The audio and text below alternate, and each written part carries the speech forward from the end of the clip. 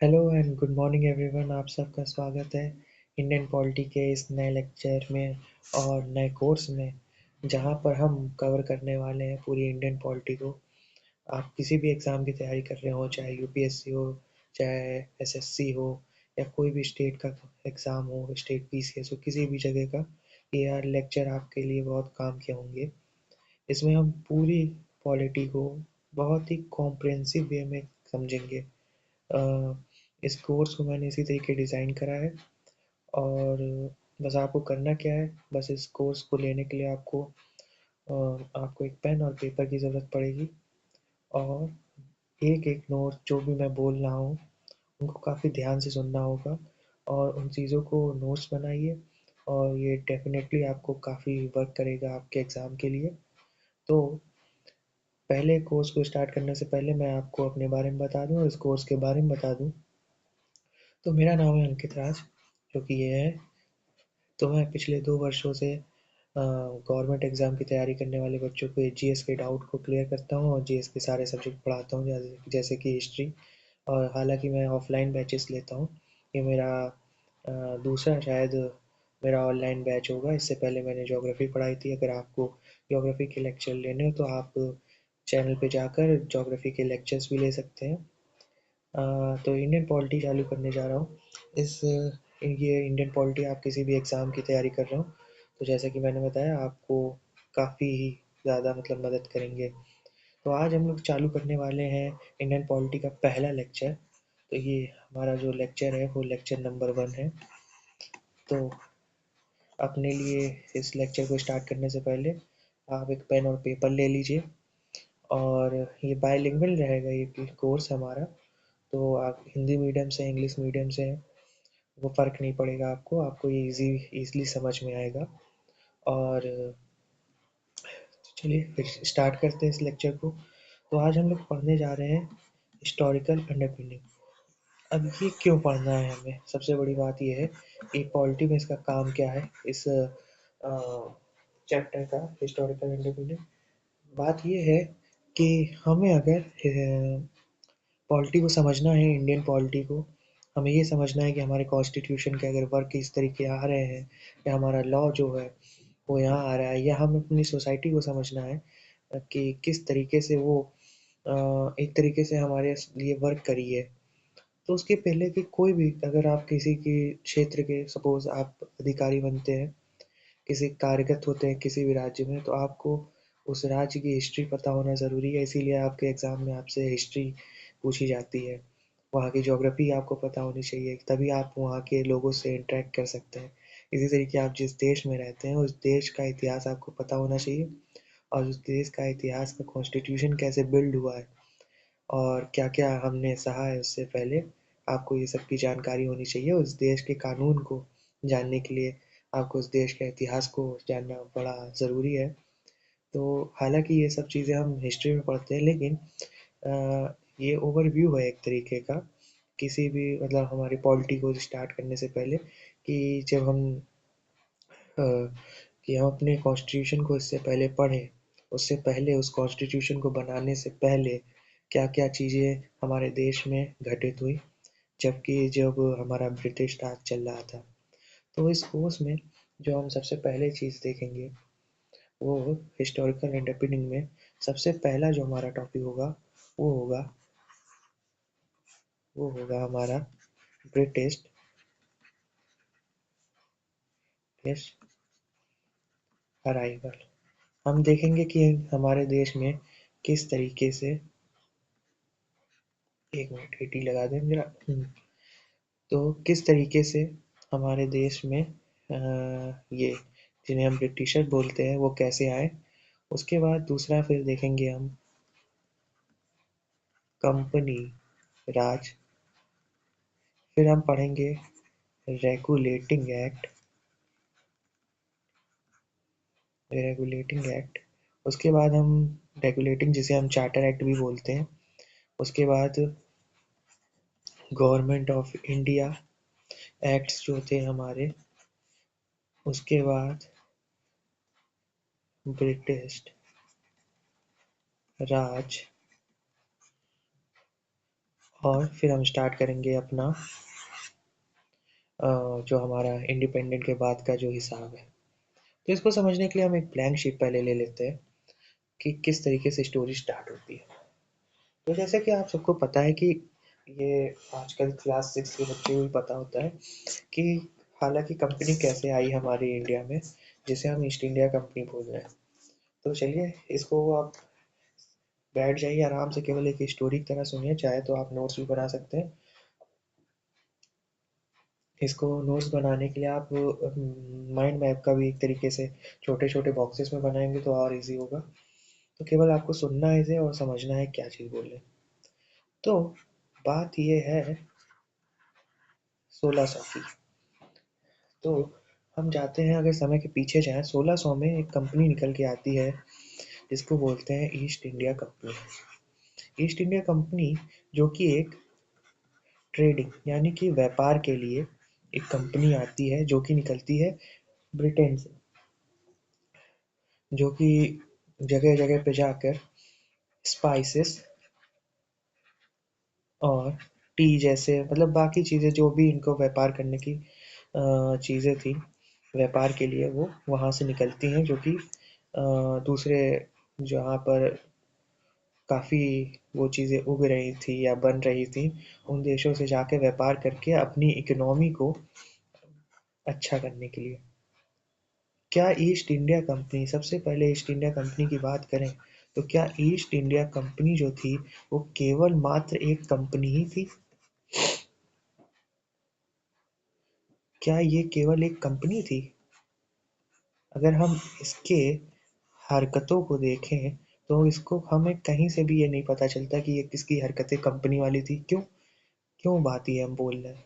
पहली चीज, ये एक आर्मी को साथ लेके चल रही है ना? ये लफड़े कर रही है वहाँ के राज्यों से, जैसे कि हम लोग बैटल ऑफ प्लासी देख रहे हैं, बैटल ऑफ बक्सर देख रहे हैं। और ये ट्रीटीज कर रही है, मतलब संधियाँ कर रही हैं लोगों को, और मतलब वहाँ के जैसे गवर्नर को हरा के वहाँ पर आकर उनको युद्ध में हराती हैं, फिर उनके साथ ट्रीटी करती हैं, यानी कि पॉलिटिकल, कहीं ना कहीं ये एंगल आपको पॉलिटिकल दिखेगा। तो बात कुछ ऐसी है कि 1600 में एक कंपनी जो कि यूरोप से निकलती है, जिसका नाम ईस्ट इंडिया कंपनी है, उसको वहाँ की गवर्नमेंट उन्हें देती है एक रॉयल चार्टर। अब ये रॉयल चार्टर क्या है आखिर? रॉयल चार्टर ये क्या है? रॉयल चार्टर एक ऐसा चार्टर है, एक ऐसा कागज है जिससे कंपनी को कहीं ना कहीं पॉलिटिकल पावर मिल जा रही है कि दूसरे देश पे जाकर वो उनके ऊपर ना केवल उनके साथ व्यापार करे, उनके ऊपर मुसीबत आने पे या उनको किसी तरीके की रिस्ट्रिक्शन लगाने पे वो उनके ऊपर अटैक भी कर सकती है रॉयल चार्टर में। और रॉयल चार्टर से हमें और क्या मिल रहा है? इस रॉयल चार्टर से हमें कंपनी को एक जो सबसे बड़ी चीज मिल रही है, वो उसका नाम है मोनोपोली। Sorry, monopoly. अब ये मोनोपोली क्या है? मोनोपोली का अर्थ है कि वो कंपनी को केवल एक देश, जैसे कि हमारा ये प्यारा भारत है, अगर हम ये भारत की बात करें तो भारत में अगर ये कंपनी एंटर करेगी तो यहाँ का सारा व्यापार केवल एक ही कंपनी करेगी, जिसका नाम है ईस्ट इंडिया कंपनी। होप आपको ये बात समझ में आएगी। इसके अलावा और कोई भी कंपनी यहाँ आकर अपना व्यापार, चाहे वो ईस्ट किसी भी यूरोप से हो और कोई मतलब ब्रिटेन से, कोई भी कंपनी आकर यहाँ पे कोई भी व्यापार नहीं करेगी। तो कंपनी को जो इस रॉयल चार्टर से जो चीज़ मिल रही थी, इससे उसे बेनिफिट सबसे ज़्यादा हुआ, वो थी मोनोपोली। ठीक है? तो इतना अभी तक की स्टोरी हमने ये देखी कि एक 1600 में एक कंपनी निकलती है ब्रिटेन से, जिसका नाम ईस्ट इंडिया कंपनी है, और वहाँ की सरकार उसे एक रॉयल चार्टर देती है। और रॉयल चार्टर से उन्हें बेनिफिट मिलता है एक मोनोपोली का। मोनोपोली यानी कि केवल वही व्यापार कर सकते हैं। ठीक है? अब ये इंडिया आते क्यों है? सबसे बड़ी बात है कि इंडिया ही में क्यों? इंडिया में उन्हें, क्योंकि इंडिया हमारा भारत जो है सोने की चिड़िया एक देश था, हमें याद है। और उन्हें यहाँ पर स्पाइसेस मिलते हैं, टी मिलते हैं, आगे चल के हमें ओपियम भी देखने को मिलेगा। और यहाँ की जीडीपी सबसे अच्छी इन्हें दिखती है कि यहाँ की जीडीपी भी अच्छी थी। और यहाँ कहीं ना कहीं हम देखें अगर, तो एक जो ईस्ट इंडिया कंपनी थी, उसके आने का सबसे मुख्य कारण था यूरोप में एक शब्द का इस्तेमाल होना, इम्पीरियलिज्म। इम्पीरियलिज्म, अब ये क्या है इम्पीरियलिज्म? ये एक पॉलिसी है जिसके तहत वहाँ की गवर्नमेंट ने लीगली, यानी कि कानूनी रूप से,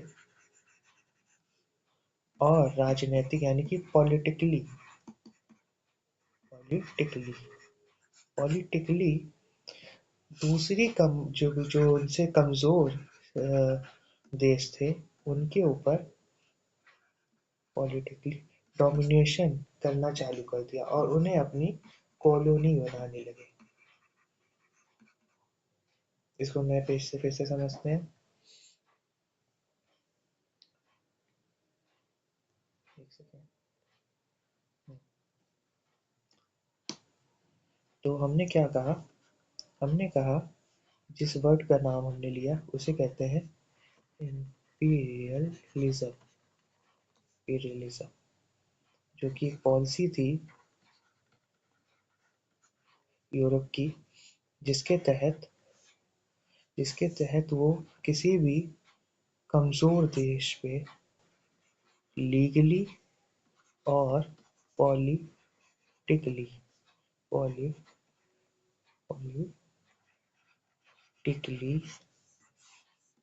डोमिनेशन करते थे, जिससे वो कॉलोनी उसे बना देते थे।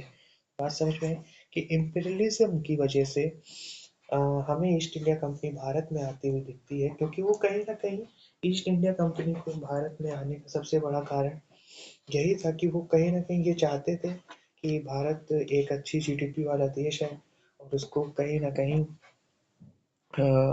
अपने मापदंडों और बाकी जो भी हम आगे देखेंगे, स्टोरी में पढ़ेंगे, उन उन पॉलिसीज से और उन इवेंट से भारत को किसी कहीं ना कहीं वो पहले ही से ईस्ट इंडिया की आने की पहली तारीख से वो कॉलोनी ही बनाना चाहते थे। और ये इसका सबसे बड़ा कारण ब्रिटेन में हो रहे इम्पीरियलिज्म पॉलिसी की थी। और दूसरा सबसे मुख्य कारण क्या था? अगर हम दूसरे मुख्य कारण की बात करें, वो था प्रॉफिट। सारा खेल प्रॉफिट का था। हम बात करें मुगल्स की,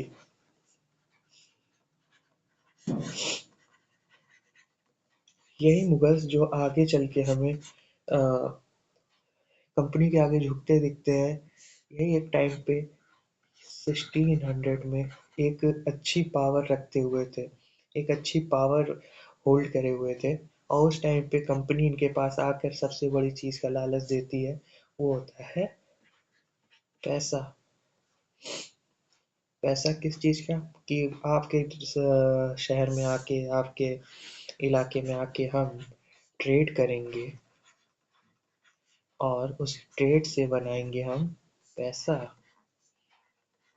और उस पैसे का आपको मुनाफा हम देंगे, एक मोटा मुनाफा, जिससे जो हमारे मुगल एम्पायर थे वो काफी खुश हो गए। और उन्होंने कहीं ना कहीं एक छूट सी दे दी उन्हें कि आप आइए और हमारे देश में अपना व्यापार करिए। और वो जब मुगल कमजोर पड़ने लगे, तब यही जो है हमारी ईस्ट इंडिया कंपनी के पास मौका आ गया हमारे देश पे कब्जा करने का। अब कोई भी ईस्ट इंडिया कंपनी का भारत पे कब्जा करने का कई कारण ये भी था कि जैसे कि पहला अगर हम कारण देखें, तो बैटल्स, यानी कि युद्ध। अ, अगर हम बात करें ईस्ट इंडिया कंपनी के भारत में, तो बैटल्स एंड वॉर, उस टाइम पे कहीं ना कहीं मुगल इतनी ज्यादा बैटल्स और वॉर कर रहे थे, कि इतने युद्ध लड़ रहे थे कि मुगल कहीं ना कहीं वीक होते जा रहे थे। और ये वीक होने का कारण, ये पावर वैक्यूम क्रिएट करता है। अब ये क्या होता है पावर वैक्यूम? कि यदि आप सोचिए, कहीं की किसी भी देश की इकोनॉमी, अगर युद्ध में कोई देश घुस जाता है, तो वहाँ की सबसे बड़ी जो चीज़ डैमेज होती है वो है पैसा, है ना? वहाँ उस देश का पैसा पैसा बिल्कुल नीचे गिर जाएगा, उस देश की इकोनॉमी नीचे चली जाएगी, जीडीपी नीचे चली जाएगी, कई चीज़ें नीचे चली जाएंगी। अब अगर हम बात करें उस समय की, तो इस समय जो सबसे बड़ा एक इवेंट हो रहा था वो था ये महाशय। इनका नाम है नादिर शाह। जैसे कि आपने इतिहास में देखा ही होगा, ये जनाब नादिर शाह है। और इन जनाब ने बैटल ऑफ करनार, ये देखिए, इस बैटल को करके शाह आलम नाम के जो मुगल राजा थे उनको पूरी तरीके डिस्ट्रॉय कर दिया। और ये बैटल हो कब रही है, ये देखिए, 1739 में। तो ये देख रहे हैं कि 24 फरवरी 1739 में एक व्यक्ति आते हैं जिनका नाम है नादिर शाह। और ये इतना क्रूर व्यक्ति था, इतना ज्यादा निर्दयी व्यक्ति था कि इसने दिल्ली में आकर कत्लेआम मचा दिया। इसने दिल्ली की जनता को, बताते हैं कि न जाने कितने लाख लोगों को इसने उस समय मौत के घाट उतार उतार दिया। और ये केवल रूल करने के लिए नहीं करा इसने वहाँ पर, इसने किस लिए करा, बस उस जगह को लूटने के लिए, वहाँ के मंदिर को डिस्ट्रॉय करने के लिए, और यही सब काम करने के लिए इसने नादिर शाह ने। और इस नादिर शाह के इस कारनामे की वजह से, इस हरकत की वजह से हम देखते हैं कि मुगल कहीं न कहीं पूरी तरीके वीक हो गए और इसके बाद कभी उठ ही नहीं पाए मुगल। यहाँ पर मुगल जब नादिर शाह से हारते हैं और पूरा दिल्ली ये डिस्ट्रॉय कर देता है, पूरी दिल्ली को तबाह कर देता है, तो उसके बाद हम देखते हैं कि मुगल कभी हमेशा डिक्लाइन पे जान उनका डिक्लाइन चालू हो गया और इतना बुरा डिक्लाइन चालू हुआ, उनकी बुरी तरीके गिरे कि मुगल कभी दोबारा उठ ही नहीं पाए। फिर पूरे इतिहास में हम देखेंगे, फिर मुगल सीधे फिर नीचे गिरते हैं और खत्म हो जाते हैं। तो इससे हमें ये पता चलता है कि ये जो मुगल का कमज़ोर होना है। हमने जैसा कि बताया कि ईस्ट इंडिया कंपनी ने 1600 में जब आई, तो वो केवल एक व्यापार के रूप का चेहरा लेके आई थी कि हम भैया यहाँ आए हैं, यहाँ व्यापार करेंगे, हमें थोड़ी सी जगह दे दो, है ना? हम अपने फोर्ट बना लेंगे, वहाँ पर अपने भंडार गृह टाइप के बना लेंगे जिन्हें ये लोग फोर्ट बोलते थे। और वहाँ छोटी सी ये लोग क्या रखते थे, सेना रख लेते थे उस फोर्ट में। ठीक है, तो इस फोर्ट में एक छोटी सी सेना रख लेते, डिप्लॉय करते थे कि भैया ये जो हमारा अंदर सामान अमान पड़ा है इसको ये सुरक्षित कर रहे हैं। लेकिन ये उस समय के मुगल राजाओं को उनकी ये चालाकी समझ में नहीं आई। भैया उन्हें लगा कि हाँ अरे यार, दे तो रहा है, अच्छा पैसा दे रहा है, इतना प्रॉफिट हो रहा है। और उस समय के मुगल थोड़े पावरफुल भी थे।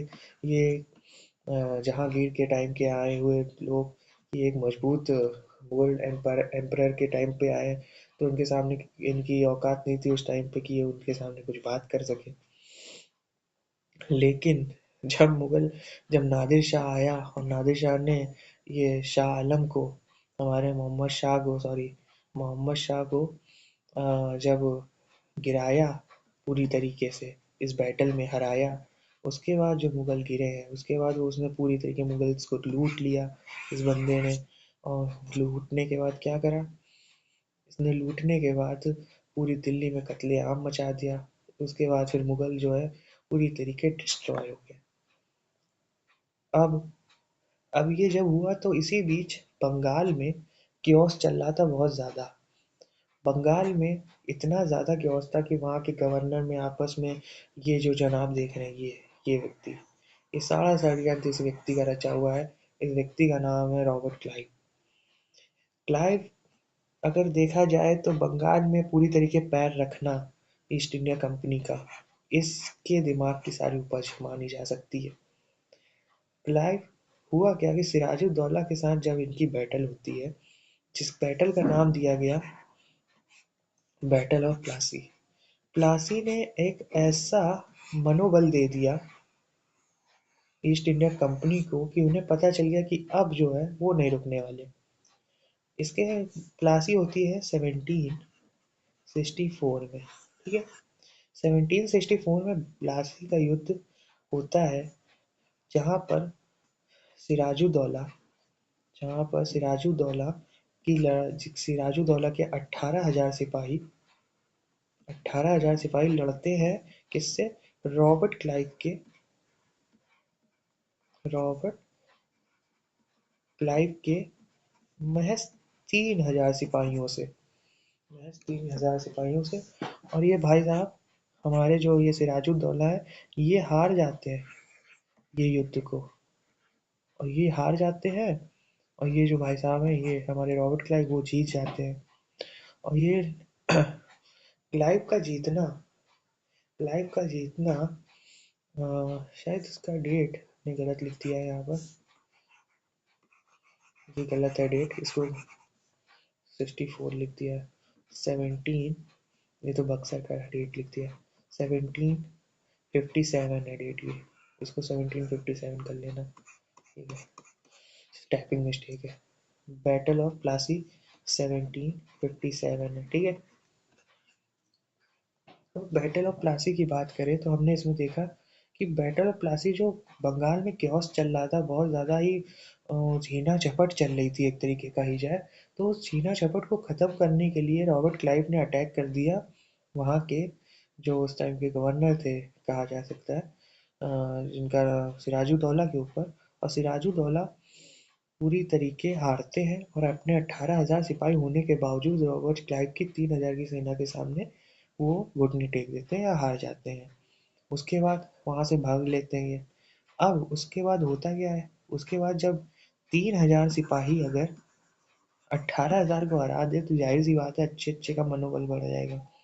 अब मनोबल बढ़ने के बाद होती है दूसरी बैटल, और इस बैटल में ईस्ट इंडिया कंपनी के हुक्म को एक तरीके से मोहर लगा दी। ये होती है बैटल ऑफ बक्सर, यानी कि बक्सर का युद्ध। बक्सर का युद्ध हमारा 1764 में होता है। बक्सर का युद्ध हमारा 1764 में होता है, जहाँ पर हम देखते हैं कि हमारा जो मीर कासिम है, मीर कासिम, इन सब के बारे में हम डिटेल में हिस्ट्री के लेक्चर में पढ़ेंगे। मीर कासिम कौन था, सिराजुद्दौला कौन था, या शाह आलम सेकंड कौन था। तो हम देखते हैं कि मीर कासिम हमारे, मीर कासिम, ये अभी इतना याद रखिए कि मीर कासिम, मीर कासिम प्लस सिराजुद्दौला, सिराजुद्दौला प्लस शाह आलम द्वितीय, शाह आलम सेकंड, ये मिलकर ब्रिटिश सेना पे अटैक करते हैं। और फिर से ये लोग क्या होते हैं, हार जाते हैं। ये फिर से ये लोग हार जाते हैं, और ये हार बनती है एक बहुत बड़े इवेंट का कारण, और ब्रिटिश के हिंदुस्तान पे आधिपत्य जमाने का कारण। ये युद्ध हारने के बाद कंपनी को पता चल गया कि अब जो है हिंदुस्तान पे कब्जा करना एक, कहते हैं ना कि चुटकियों का खेल हो गया। लेकिन हम कभी भी ये कहते हैं ना कि हिंदुस्तान पे उन्होंने कब्जा करा जब ईस्ट इंडिया कंपनी ने, तो हम इस बात को ये कहते कि हम उनके गुलाम बन गए। नहीं, ये सबसे बड़ी गलती है हम लोग की। हमेशा अपने वर्ड्स को सुधार के रखे। हम कभी भी, अगर हम इसको पीछे, एक मिनट इस बात को, एक सेकेंड,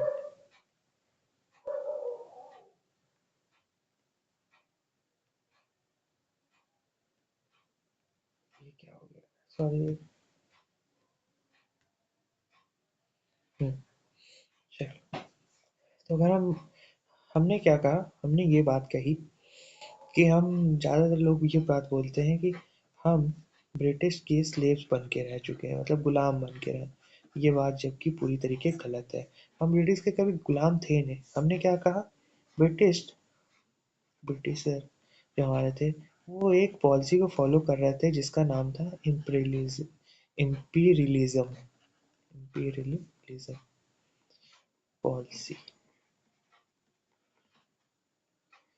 तो इस पॉलिसी के तहत हमने देखा कि वो क्या कर रहे थे, लीगली, लीगली और पॉलिटिकली क्या कर रहे थे, दूसरे कमजोर देशों पे अटैक करके, उन्हें डोमिनेट करके, उन्हें अपनी कॉलोनी बना रहे थे। यानी कि तो उस पॉलिसी के तहत हम भी तो आते हैं, उस पॉलिसी के तहत हम भी तो आए, और उस पॉलिसी के तहत आने के कारण जो हमारी हम्म, हम कह सकते हैं जो हम थे, वो ब्रिटिश के हम लोग क्या बने, वो हम लोग उनकी कॉलोनी बने, ना कि स्लेव बने। स्लेव एक अलग चीज हो जाती है, स्लेव का मतलब है उनके गुलाम, गुलाम अलग चीज है। गुलाम मतलब वो अलग तरीके की चीज हो जाएगी, खैर वो आगे वाले लेक्चर में आपको एक्सप्लेन करेंगे। लेकिन अभी इतना समझ के रखिए कि हम कभी भी ब्रिटिश के गुलाम नहीं थे, हम उनके कॉलोनी बने थे। ठीक है, एक लीगली और पॉलिटिकली डोमिनेशन के मतलब हम उनका एक ये जब हम बताएंगे, जब गांधी जी का अराइवल पढ़ेंगे तो गांधी जी के अराइवल से हमें ये बात पता चलेगी कि देश में सबसे पहले ये बात गांधी जी को पता चली कि इनसे लड़ने का तरीका क्या है। तभी गांधी जी को हम अ, एक अच्छे ज्ञाता के रूप में देखते हैं कि उनकी वजह से हमें एक रोड मैप मिल गया कि किस तरीके हम ब्रिटिशर से हमारे अंग्रेजों से कभी कभी वर्ड निकलते, तो इनसे किस तरीके लड़े। तो खैर, ये तो बात हो गई हमारी इस चीज़ की, स्लेव वाली। लेकिन हम अभी बात कर रहे थे बक्सर की।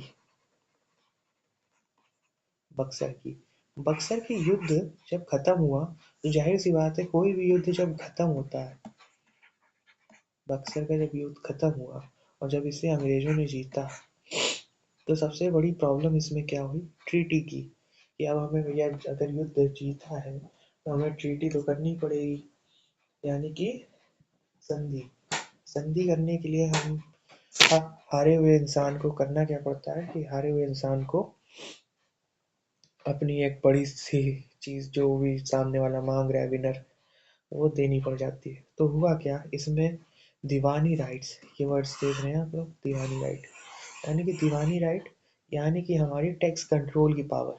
टैक्स कंट्रोल की पावर जो होती है ना, मतलब पैसा, पैसा हमारा, दीवानी जो राइट्स थे, कहाँ के, बंगाल प्लस बिहार प्लस उड़ीसा,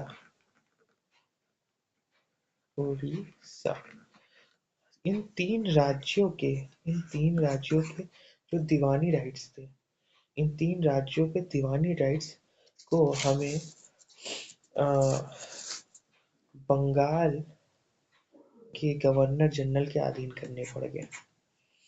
बात समझ में आ रही है? और बंगाल का पहला गवर्नर, माफ करना, बंगाल का जो गवर्नर बनता है इस युद्ध के बाद, जो गवर्नर जनरल बनता है वो कौन बनता है, वो बनता है रॉबर्ट क्लाइव। ठीक है, तो हमने बंगाल का ये देखा कि बिहार, बंगाल और उड़ीसा के जो हमारे दीवानी राइट्स थे, वो हमने देने पड़ जाते हैं किनको, अंग्रेजों को। और दूसरी चीज, जो गवर्नर जनरल बनता है बंगाल का पहला, वो कौन बनता है, रॉबर्ट क्लाइव बन जाता है उस टाइम पे। ठीक है, अब स्टोरी में आगे बढ़ते हैं और आगे बढ़ के देखते हैं कि आखिर और क्या इवेंट हुए। ये तो अभी बात की स्टोरी है, तो चलिए एक ब्लैंक पेपर लेते हैं। तो अभी तक हम लोगों ने क्या देखा, पहले इसको समझते हैं। हमने कहानी चालू करी थी 1600 से, जहाँ पर एक ईस्ट इंडिया नाम की कंपनी आई। उस कंपनी ने ट्रेड के लिए नाम पे आई थी, ट्रेड, ट्रेड के नाम पे क्या करने आई थी, मसाले, चाय, अफीम, यही सब जीडीपी हमारी देख के आई थी। ठीक है, क्या ईस्ट इंडिया कंपनी केवल एक ट्रेडिंग कंपनी थी? Answer is no. नहीं भैया नहीं, इनके पास क्या था, इनके पास था रॉयल चार्टर, चार्टर जिसके तहत इनको क्या मिली हुई थी, मोनोपोली। ठीक है, मोनोपोली का अर्थ यानी कि भारत में केवल यही ट्रेड करेंगे। और मोनोपोली मिली थी, लेकिन मोनोपोली मिलने का सबसे बड़ा कारण क्या था, और ये ईस्ट इंडिया कंपनी क्या क्यों आई थी, इम्पीरियलिज्म की वजह से। ठीक है, इम्पीरियलिज्म जो हमने पिछले अभी आगे पढ़ा था। और इससे क्या हो रहा था, और ईस्ट इंडिया कंपनी अपने पैर क्यों जमा पा रही थी? क्योंकि मुगल्स को प्रॉफिट मिल रहा था। ठीक है, प्रॉफिट मिल रहा था। मुगल्स कमजोर क्यों हुए? वॉर की वजह से, युद्धों की वजह से। सबसे पहला जो ऐसा युद्ध जो मुगल्स को कमजोर करता है, नादिर शाह का अटैक, जो कि कब हुआ था? 1739 में, जिसमें उसने क्या करा था? कत्ले आम कर दिया था। ठीक है, उसके बाद क्या होता है? बैटल ऑफ प्लासी होता है। प्लासी का युद्ध, जो कि बंगाल में होता है 1707 में। और उस युद्ध को सिराजुद्दौला हार जाता है। उसके बाद होता है बक्सर का युद्ध, जिसे हार जाता है मीर कासिम, सिराजुद्दौला और शाह आलम द्वितीय। शाह आलम द्वितीय को इलाहाबाद भेज दिया जाता है पेंशनर के रूप में। वहाँ उसको पेंशन दी जाती है। और इसमें क्या होता है इस बक्सर के युद्ध में कि बंगाल, बिहार और उड़ीसा के दीवानी राइट उड़ीसा के दीवानी राइट्स किनको दे दिए जाते हैं? क्लाइव की गवर्नमेंट को। ठीक है, मतलब ईस्ट इंडिया कंपनी को यार। ठीक है, और गवर्नर जनरल बन जाता है कौन? रॉबर्ट क्लाइव बन जाता है। ठीक है, इतनी स्टोरी हमने देख ली थी। अब हम बात करते हैं आगे की स्टोरी की। आगे की स्टोरी की बात करें तो कंपनी, अब देखो, अब कंपनी के पास क्या है? कंपनी के पास भैया टैक्स कलेक्टिंग की पावर आ गई है। देखो, कंपनी पहले से बदनाम थी, और ना कि केवल यहीं इंडिया में नहीं, वो ब्रिटेन में बदनाम थी। ब्रिटेन में बदनाम इसलिए थी कि कंपनी, सब ब्रिटेन में जो थोड़े से लिबरल लोग थे, जो बाकी लोग थे, वो बात करते थे कि कंपनी जो है दूसरे राज्यों में जाकर एक कंपनी के रूप में काम नहीं कर रही है। वो वहाँ लोगों को अटैक करती है, लोगों को मारती है, पीटती है, मतलब वहाँ के राजाओं पे राज्य करने की, मतलब कंपनी कहीं ना कहीं खुद की मनमानी करके काम कर रही थी। लेकिन बक्सर के युद्ध ने बक्सर के युद्ध ने कंपनी को जो सबसे बड़ी चीज दे दी ना, वो थी कंपनी को लीगलाइज कर दिया उसके कामों को। यानी कि कंपनी को इस ट्रीटी से सबसे बड़ा जो फायदा हुआ ना, वो हो गई लिजिटमेसी। जो भी काम करती थी अब कंपनी, वो लीगल हो गया, क्योंकि उसे मिल गई थी टैक्स कंट्रोल की पावर। अब वो टैक्स कलेक्ट कर रही थी कहाँ पे? बिहार, बंगाल और उड़ीसा के। है, ठीक है, बंगाल, बिहार और उड़ीसा के। समझ में आया? पर जब इन सब जगह पे होना चाहिए, तो रॉबर्ट क्लाइव जो उस समय का गवर्नर जनरल बनता है, उसके बाद इतना पैसा था, इतना ज़्यादा पैसा हो गया था, क्योंकि वो ब्लैक मार्केटिंग कर रहा था। वो कंपनी का पैसा बाहर उड़ा रहा था। उसने अमेरिका में अपने लिए घर भी ले लिया था, सुनने में आता है जब उसकी स्टोरी हम पढ़ते हैं। तो मतलब क्लाइव ने बिल्कुल बिल्कुल आतंक मचा के रखा हुआ था। और इस यही कारण है कि जब वो पकड़ा जाता है तो वो बाद में सुसाइड वुसाइड कर लेता है। लेकिन कंपनी को जब इतना पैसा आ रहा था, लेकिन कंपनी किस में चल रही थी? कंपनी के पास बहुत पैसा होना चाहिए था फिर तो, है ना? जब उसे राइट्स मिल गए हैं, उसने बक्सर, प्लासी सब जीत लिया है, तो कंपनी के पास पैसा होना चाहिए था, प्रॉफिट बनना चाहिए था बहुत सारा। लेकिन जब हुआ क्या, जब इन लोगों ने अंदर ही अंदर, कंपनी के आदमियों ने कंपनी के अंदर गबन करना चालू कर दिया, तो कंपनी चली गई लॉस में। कंपनी चली गई लॉस में, और ये कारण बना ब्रिटिशर के इंडिया में कंपनी के कंट्रोल करने का। जो ब्रिटिश गवर्नमेंट थी उस टाइम की, जो वहाँ की रानी थी, वो अब इस कंपनी पे, जिसका नाम हम लेते हैं ईस्ट इंडिया कंपनी, उस कंपनी को कंट्रोल करने का वक्त आ गया था। तो होता क्या है कि जब ईस्ट इंडिया कंपनी के पास सारा पैसा खत्म हो जाता है, जब सारा पैसा खत्म हो जाता है तो ईस्ट इंडिया कंपनी जाती है रानी साहिबा के पास। रानी साहिबा से कहती कि रानी साहिबा, हमारे पास हमको जो है 1 मिलियन पाउंड का कर्जा दे दो, जरा लोन दे दो, हमारी कंपनी जो है वो थोड़ी सी घाटे में चल रही है। अब ईस्ट इंडिया कंपनी को बचाने के लिए नीड थी इतने पैसों की। अब वो गई वहाँ की गवर्नमेंट के पास। अब गवर्नमेंट ने कहा कि भैया, अगर तुम्हें ये पैसा चाहिए, ये पैसा चाहिए तो तुमको क्या करना पड़ेगा, तुमको करना पड़ेगा विथड्रॉ, यानी कि एक हाथ से दो एक हाथ से लो वाली पॉलिसी। ठीक है, एक हाथ से दो एक हाथ से लो। कह रहे क्या देना पड़ेगा, तो उन्होंने कहा कि अब जो है, अब हम करेंगे तुमको करेंगे रेगुलेट। ठीक है, अब कंपनी को क्या करेगी, रेगुलेट करेगी। कौन, वहाँ की ब्रिटेन की गवर्नमेंट। ठीक है, ब्रिटेन की गवर्नमेंट अब कंपनी को क्या करेगी, उन्हें कंट्रोल करेगी। कैसे करेगी, कंपनी को कंपनी को रेगुलेटिंग एक्ट के साथ। तो जब कंपनी को अब भैया पैसा तो चाहिए चाहिए, अब पैसा चाहिए तो कंपनी को बात माननी पड़ेगी किसकी, वहाँ की गवर्नमेंट की।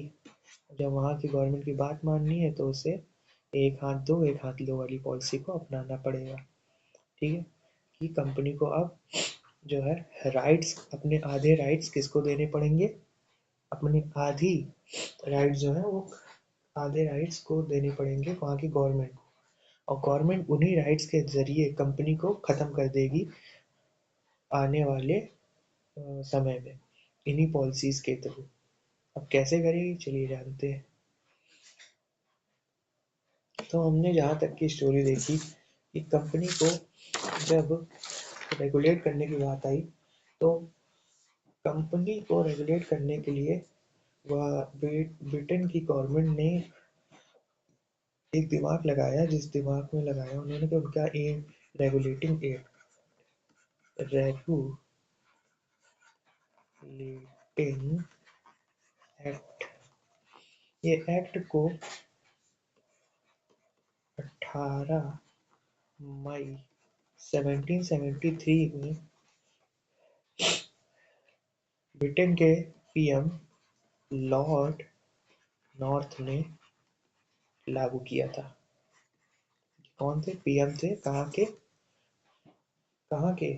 ब्रिटेन के। इन्होंने रेगुलेटिंग एक्ट को लागू किया किसके ऊपर, ईस्ट इंडिया कंपनी के ऊपर। ठीक है, कंपनी को रेगुलेट करने का एम क्या था, क्यों करना चाह रहे थे हम कंपनी को रेगुलेट। रेगुलेट करने का एम बस यही था कि एम जो था वो क्या था, एम था टू कंट्रोल एंड रेगुलेट, यानी कि कंपनी को औकात के अंदर रखने का काम ईस्ट इंडिया कंपनी को। कि वो जो इतना आतंक मचाया हुआ था इन्होंने, जो हर जगह जाके इन्होंने नहीं सब अपना मतलब कहीं भी ट्रेड कर रहे हैं, चाइना ओपियम भेजे दे रहे हैं, इस तरीके की हरकतों को कंट्रोल करने के लिए और इतना इतना गमन करने के चक्कर में, इतना पैसा कमाने के बावजूद उनके कंपनी के जो एम्प्लॉय थे वो ऐश कर रहे थे और कंपनी डूब रही थी। तो इस चीज़ को कंट्रोल करने के लिए वहाँ की गवर्नमेंट ने क्या करा, इनके ऊपर रेगुलेटिंग एक्ट करा लगाया। तो अब कंपनी जो है किस तरीके खत्म होगी सोचो, क्या एक ही एक्ट से खत्म होगी, नहीं। कंपनी को खत्म करने के लिए हमें इस एक्ट को रिवाइज करना पड़ेगा। क्या करना पड़ेगा, रिवाइज। रिवाइज मीन्स हर थोड़े थोड़े सालों में रिवाइजिंग करनी पड़ेगी किस चीज़ की, कंपनी की ये जो टर्म पॉलिसी थी कंडीशंस को देखते हुए। तो इस चार्टर को, जिसे हम चार्टर एक्ट बोल रहे हैं, रेगुलेटिंग एक्ट को, चार्टर एक्ट को कितने दिन में रिवाइज करना पड़ता था, 20 सालों में। कितने सालों में? 20 सालों में। 20 सालों यानी कि 1773 में जो पहला एक्ट आया है, उसके बाद दूसरा एक्ट कब आएगा? 1779 में। फिर 1813 में, फिर 1833 में, उसके बाद लास्ट 1853 में, है ना? तो उसके बाद 89, यहाँ पर कंपनी का अंत हो जाएगा। आप देखेंगे जब हम आगे की स्टोरी देखेंगे। तो आज हम लोग थोड़ा सा ओवरव्यू लेते हैं 1773 के एक्ट का। ठीक है, तो हमने जो बात करी, हमने बात करी थी कि कंपनी को रेगुलेट करने के लिए, कंपनी को कंट्रोल में रखने के लिए ब्रिटेन की गवर्नमेंट रेगुलेटिंग एक्ट को पास करती है। क्यों करती है? क्योंकि कंपनी के अंदर काफ़ी करप्शन चल रहा था। उस करप्शन को कंट्रोल करने के लिए और कंपनी के एम्प्लॉय अपनी मनमानी ना करें, और जो ब्लैक मार्केटिंग हो रही थी उसको रोकने के लिए, कंपनी को डिस्ट्रॉय करने के लिए, और कहीं ना कहीं अपने पैरों को इंडिया में मजबूत करने के लिए, एक चीज़ कह सकते हैं, कंपनी का एंड करने के लिए कई तरीके से रेगुलेटिंग एक्ट को पास करते हैं। इसे पास कौन करता है? और 18 मई को वो ये पास होता है 1773 में। 1773 में इसे करते हैं वहाँ के पीएम लॉर्ड नॉर्थ। ठीक है, लॉर्ड नॉर्थ करते हैं। तो अब इससे पहले एक और स्टोरी सुननी पड़ेगी कि जो स्टोरी होगी बिफोर 1773। अब 1773 के पहले चल क्या रहा था? पहले इस एक्ट में बदलाव से पहले हमें ये समझना होगा कि इससे पहले चल क्या रहा था। तो अगर हम भारत की बात करें, ये जो हमारा प्यारा सा भारत है, ये जो हमारा प्यारा सा भारत है, इस भारत में ये एक ये और एक ये और एक अब ये। ठीक है, यानी कि बंगाल, मद्रास और लास्ट है बॉम्बे। बॉम्बे, ये जो तीन हमें स्टेट दिख रहे हैं, जो हमें तीन स्टेट दिख रहे हैं, इनकी लीगल यानी कि इनकी एग्जीक्यूटिव, पहली एग्जीक्यूटिव पेज ले लेते हैं, इनकी एग्जीक्यूटिव प्लस लेजिस्लेटिव, ये दो शब्द। अब ये एग्जीक्यूटिव लेजिस्लेटिव क्या है?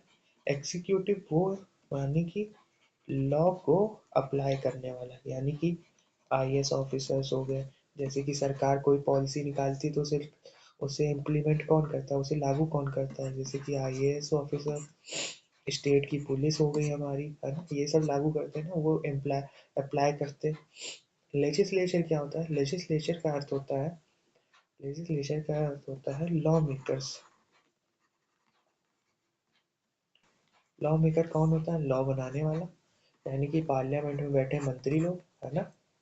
लेजिस्लेचर, वो क्यों, वो चुनाव से आते हैं ना, वो क्या करते हैं, उनको कौन चुनता है? हमारी जनता चुनती है। वो लेजिस्लेचर है, वो उनको हमने पावर दी है किस चीज़ की? कानून बनाने की। और एग्जीक्यूटिव का काम क्या होता है? कानून को अप्लाई करने का। ठीक है, अब ये बात समझ में आई? एग्जीक्यूटिव कौन होता है, लेजिस्लेचर क्या होता है? एग्जीक्यूटिव वो व्यक्ति जो सरकार की दी पॉलिसीज को क्या करता है? लागू करता है। और लेजिस्लेचर का काम होता है कानून को बनाना। ठीक है, इतनी बात समझ में आई? तो उस टाइम पर हुआ क्या कि उस टाइम पे जो हमारी बॉम्बे, बंगाल और मद्रास की जो एग्जीक्यूटिव और लेजिस्लेटिव पावर थी, वो इनके पास, सबके पास अपनी अपनी थी। ठीक है, सबके पास अपनी अपनी थी। इनके पास अपना खुद का लॉ बनाने का उनके पास हक भी था, और इसी के साथ साथ इनके पास अपना ही उसे अप्लाई करने की भी पावर थी। बट बट 1773 के रेगुलेटिंग एक्ट के बाद 1773 के रेगुलेटिंग एक्ट के बाद ये पावर्स क्या हुई, धीरे धीरे जो बॉम्बे था, बॉम्बे और मद्रास, मद्रास की लेजिस्लेटिव पावर, लेजिस्लेटिव पावर थोड़ी थोड़ी, हमने क्या कहा, थोड़ी थोड़ी पावर किसको देना चालू हो गई, बंगाल को, किसको, बंगाल को। बात समझ में आई? तो हमने क्या बात करी, हमने बात करी कि 1773 के एक्ट से जो पावर इंडिपेंडेंट थी, मतलब डिसेंट्रलाइज थी, सेंट्रलाइज और डिसेंट्रलाइज में अंतर समझो। अभी सारी स्टेट्स अपने अपने फैसले ले रही है, भारत में सारी स्टेट अपने अपने लॉ बना रही है, अपने हिसाब के लोगों से अपने अपने काम कर रही है, अपने अपने लॉ को अप्लाई कर रही है। तो ये क्या है, डिसेंट्रलाइज है, मतलब चीज़ें, मतलब सब कुछ अपने अपने हाथों में है।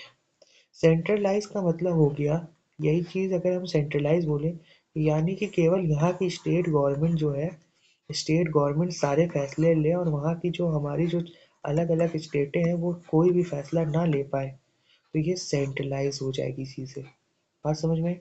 अगर हमारी स्टेट फैसले ले पा रही है तो इसका मतलब हमारी पॉलिसी डिसेंट्रलाइज है। ठीक है, उसी तरीके इसमें जब हम पिछले की स्टोरी देखते हैं, तो ये जब बॉम्बे, मद्रास और बंगाल जब अपने अपने लॉ भी बना रहे थे और एग्जीक्यूटिव पावर भी पा रहे थे, तो इसका अर्थ है कि उस टाइम की जो पॉलिसीज थी, सब कुछ देखते हुए हमें पता चल रहा है कि उस समय कहीं ना कहीं डिसेंट्रलाइज था सब कुछ मामला। लेकिन इस एक्ट के आने से हुआ क्या कि जब एग्जीक्यूटिव और लेजिस्लेटिव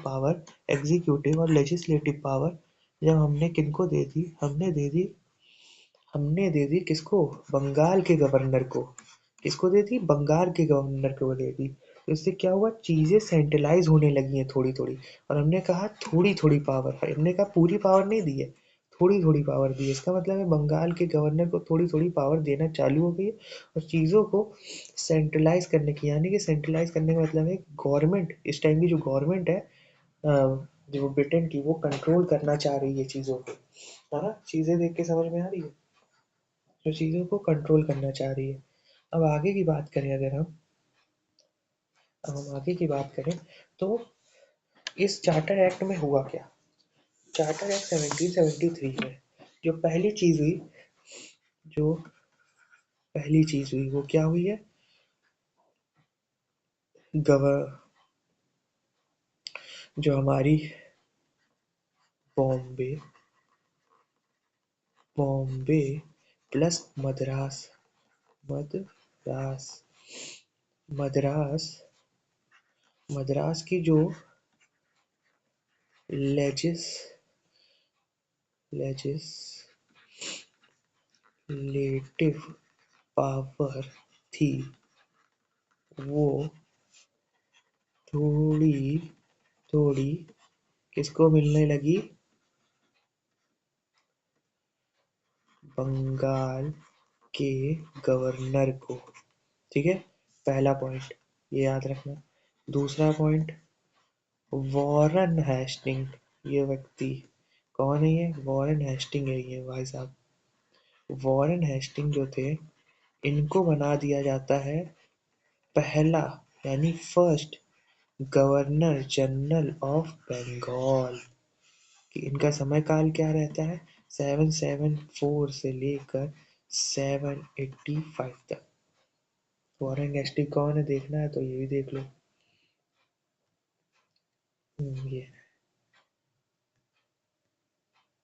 ये जनाब है, तो ये जो है हमारे Warren Hastings, Warren Hastings first governor general of Bengal.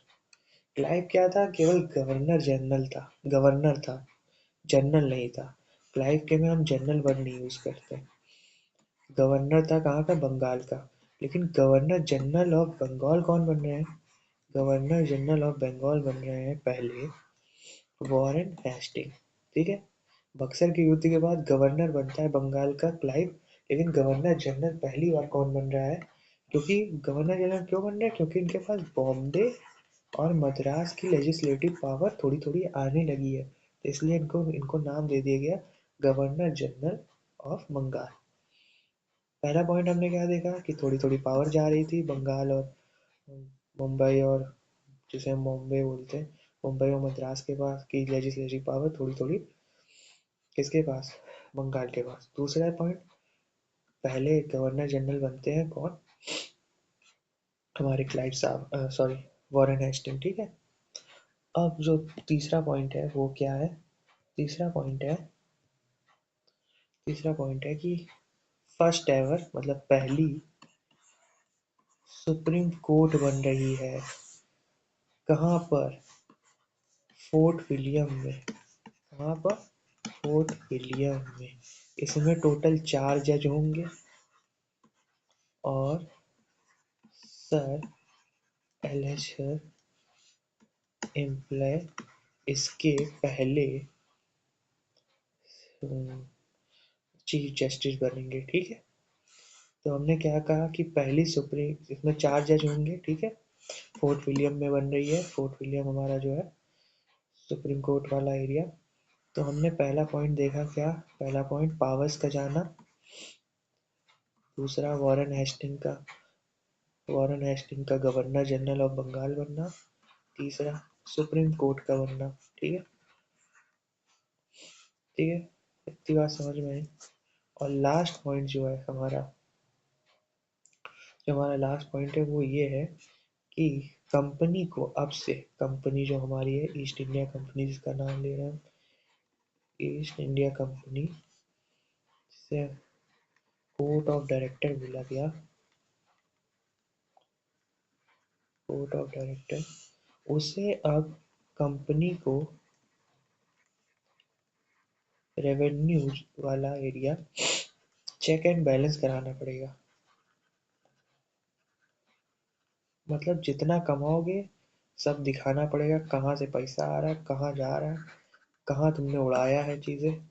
समझ में है? तो इस इस पॉइंट में हमने क्या बताया? इस पॉइंट में हमने बताया कि कंपनी कोर्ट ऑफ डायरेक्टर्स को, कोर्ट ऑफ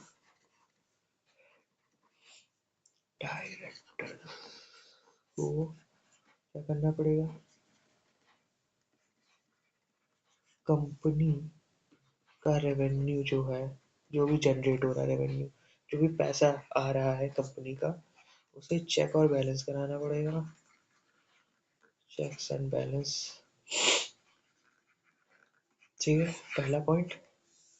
इन्हें ऑडिटिंग भी करानी, मतलब जितना भी पैसा आएगा कंपनी के, मतलब वहाँ की गवर्नमेंट के खाते में आएगा, वो गवर्नमेंट देखेगी कितना पैसा आया कितना नहीं, उस पर वो अपना हिसाब किताब लगाएगी।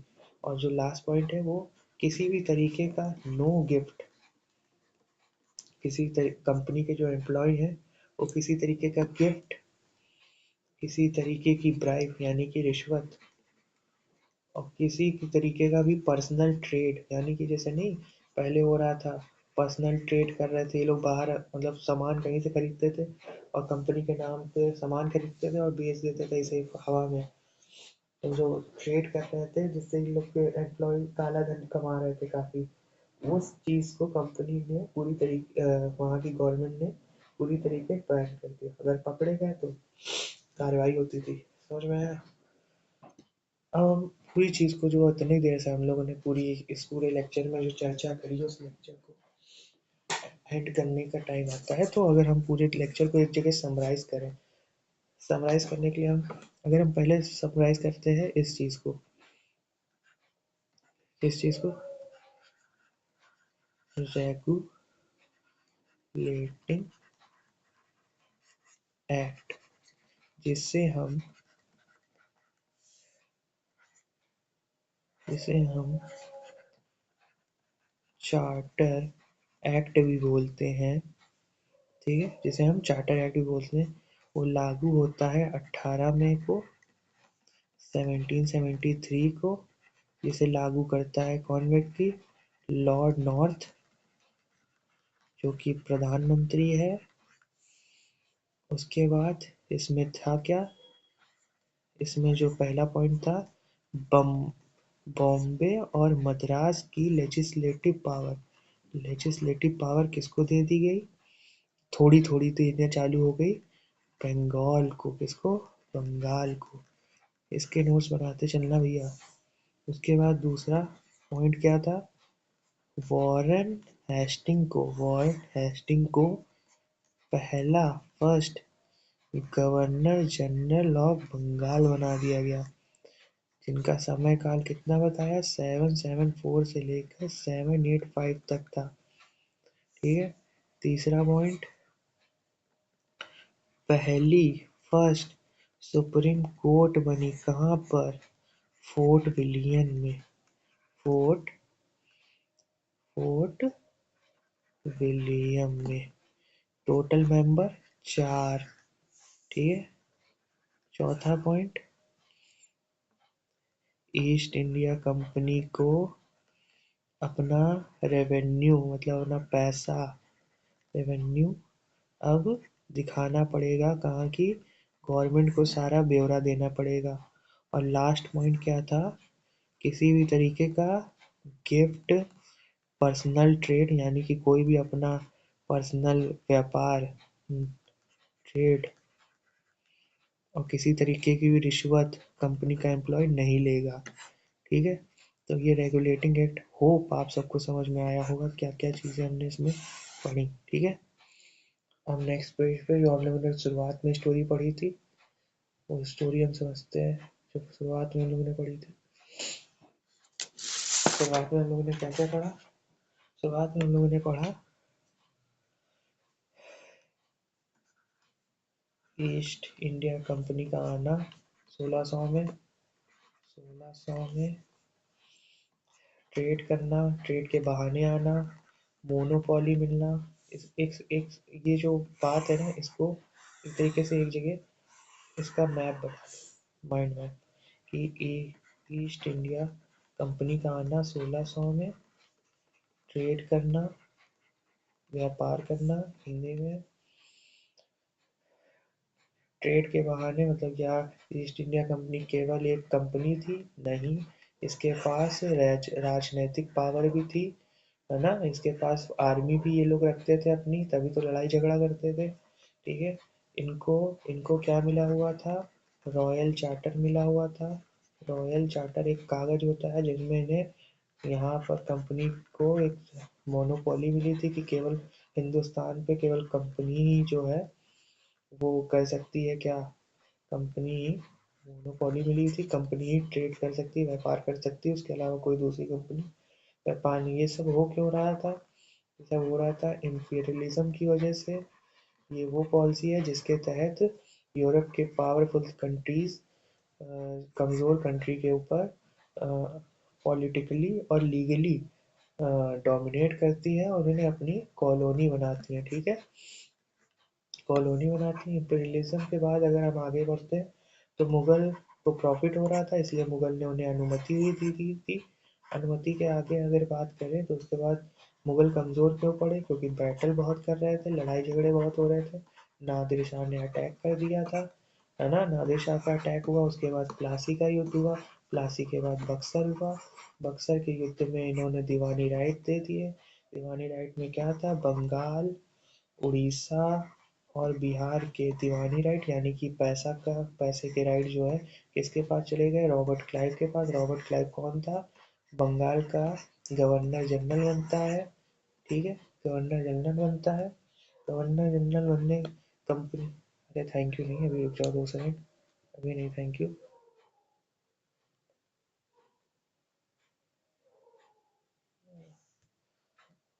उसको साफ करना पड़ेगा। गवर्नर जनरल बनता है। कंपनी इतना पैसा कमाने के बाद भी कंपनी लॉस में चल रही थी। उसके पास 1 मिलियन पाउंड का क्या था? कर्जा था।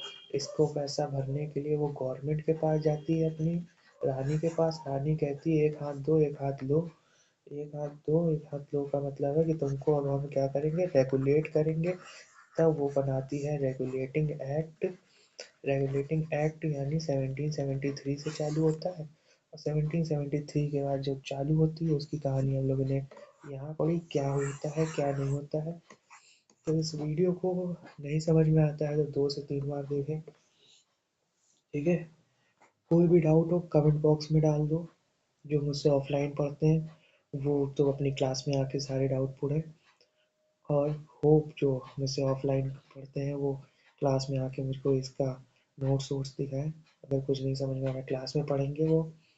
और जो हमारे ऑनलाइन वाले हैं वो ऑनलाइन अपने कमेंट बॉक्स में डाल दें इस वीडियो में और क्या चाहिए, कहाँ पर आप लोग को समझ में नहीं आया वो करते हैं। 1 घंटे का वीडियो हो चुका है, तो बाकी के एक्ट है वो हम लोग कल के लेक्चर में देखेंगे। और आज की क्लास यहीं पर एंड कर देते हैं, ठीक है। तो अगर नए हैं तो सब्सक्राइब कर लेना भाई, क्योंकि यहाँ पर आपको पूरी पॉलिटी और आगे आने वाले बहुत सारा कुछ आने वाला है इस पेज पे। इस पेज पे आपको जो भी लेक्चर मिलेंगे वो इतने डीप मिलेंगे कि भाई पेड कोर्सेज में भी इतना नहीं पढ़ाया जाएगा, है ना। तो फ्री में मिल रहा है, बढ़िया से पढ़ो, कुछ इसके नोट्स बनाओ। कुछ भी डाउट हो कमेंट बॉक्स में डालो, एक डाउट क्लियरिंग सेशन रख देंगे हम, एक वीडियो। जितने भी डाउट्स आएंगे उनको डाउट्स को क्लियर करने के लिए लास्ट में एक सेशन रखेंगे, आप सबके डाउट वहाँ क्लियर कर देंगे।